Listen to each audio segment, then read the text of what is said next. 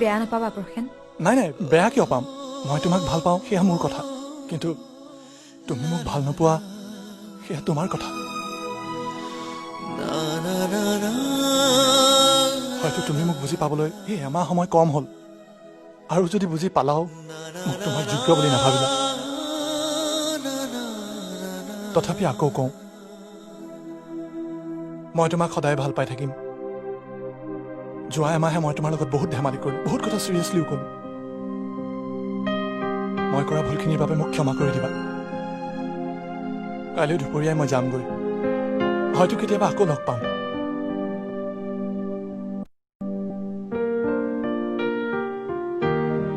Prosenjit Sandikoi.